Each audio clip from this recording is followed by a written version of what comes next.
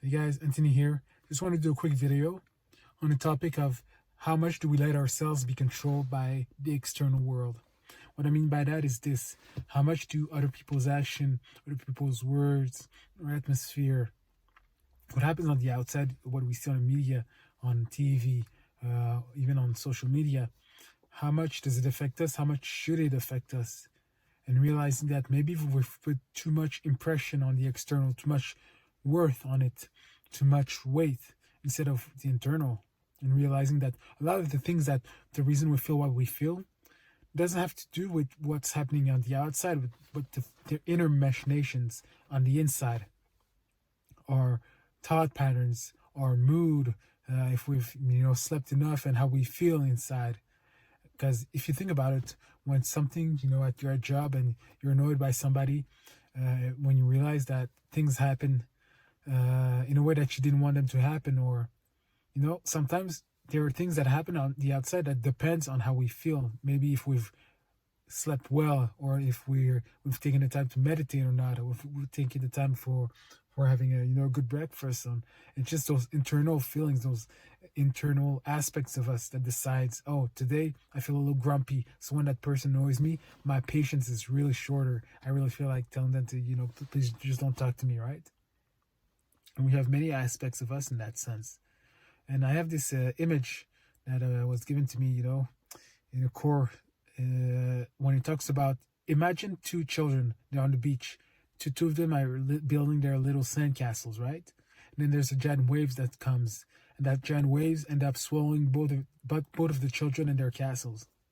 Now, one of them reacts. He's angry, starts throwing his shovel, he starts crying, he's mad because he put so much energy, so much time trying to build that, and he's angry and he's frustrated, and it's oh, it's because of the wave, I'm angry at the waves and all.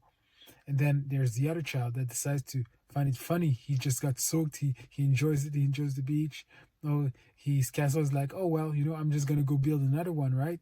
Or maybe it's filled with water and there's a new scenery and it's like, it's fun. He's observing something new, and realizing that those two situations, the external doesn't change, but it's the internal, it's the lens that they see the event through, it's the perception, it's how they imagine themselves in time, or maybe their preference, or the importance that they put on the work that they did.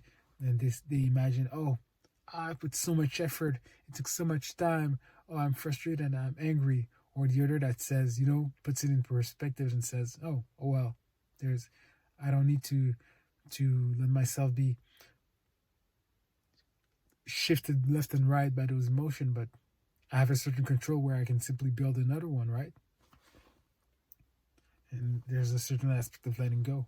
But just to see that there are some modes of thoughts, of beliefs, our perception, our idea of how much agency we have that decides how we react to the outside. And it's this thing about stress too. When we're in school, when we're taught about stress, aspect that causes us to stress more than external events is our ability to have agency over the situation, how we perceive the agency we have over the situation that can decide, oh, are we going to panic or not? And this image that I think from scripture is this, there's Yeshua who was on the boat with his disciples, and then the storm comes. They all panic. They're like, "Oh, we're done. It's over. We're cooked. Look at the outside. You know that we're gonna get destroyed." And then there's Yeshua that comes, and he's at peace. He's like, "What are you panicking over?" And then he just stops the storms. And there's this idea that Yeshua, he had an ability, he had control over the weather, right? So he wasn't worried. His perception of how he perceived himself towards the external was different. And there's the disciples, them. But the thing is, you might think, oh, they had no ability over the weather, but later he says they had little faith, and there are many later times where he said, "Oh, what's wrong with you guys? I'm gonna leave. You guys aren't able to cast out demons. You guys aren't able to heal you guys aren't able to control the weather at a certain level where you should be able to do that." And he was changing their mindset and telling them what it is. He was teaching them how to walk in those miracles. But there's this fundamental idea of their reaction were dependent on what they believed of themselves. So yeah, so when we think about the external things that happen to us, take a time to pause and find an example in your life where you have different situation, different similar situation. One where you panicked totally, and another where you were calm in a similar one. What was the patterns? What did you think about when you think about the future relating to this event, the past, how it's going to affect you? What was the different way that you saw yourself when you took a step back? What were the emotions you were feeling? Where and all those things you take the time to meditate on that. The idea of meditating. Just taking the time in silence to close yourself from the outside and listen to the inside. And then you realize that there's a lot of control that you have, that you can actually change your relationship to the world, to other people, if you just tweak some things in the inside. Become aware of some patterns. And when you become aware of them, you can just observe them and, let them gradually flow away. So when you're in a situation when you see those patterns, they come up to mind and say, oh, wait, I don't have to do that. I don't have to follow that same pattern again. I'm not necessarily those emotions, I'm not those beliefs. I can take a distance and say, oh, I'm going to stop. So yeah, it was just this idea of understanding that. And when you change you change this distance, now you can take a different action, different course.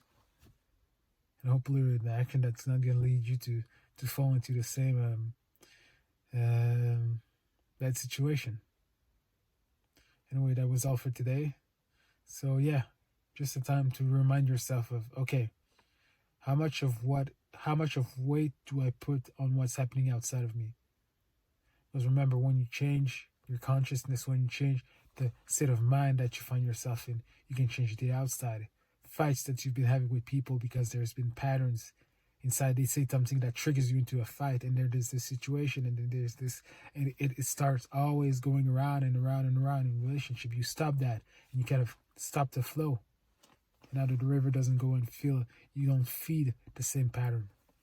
You don't feed the old version of yourself, and that old version gradually starts to die.